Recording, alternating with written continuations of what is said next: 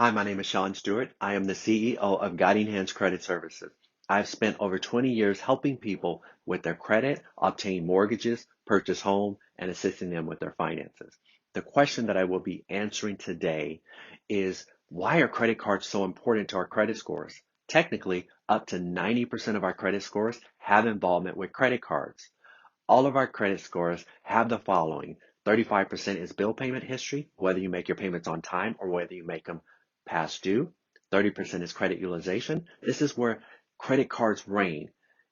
It is your credit card balances compared to your credit limit. It also involves the time you've had your credit cards. The longer you've had your credit cards, the higher your credit scores as a result. Some of the population are against credit cards. They feel that credit cards are just a big way to go into debt.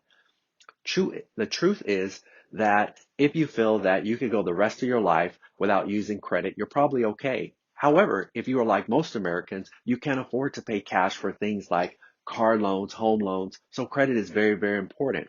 I've had thousands of clients who do not have active credit go from a 500 credit score to a 600 credit score within a few months by obtaining credit cards.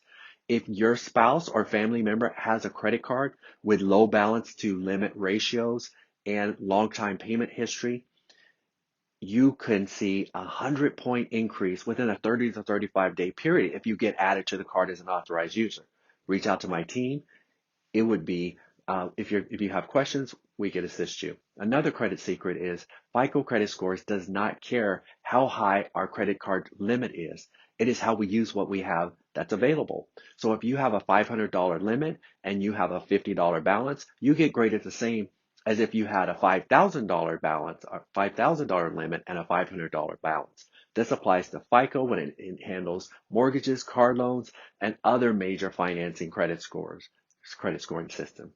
Credit experts state that the right number of credit cards to have is 3 or more. Do you have 3 or more credit cards? If you need help obtaining credit cards, you should reach out to my office.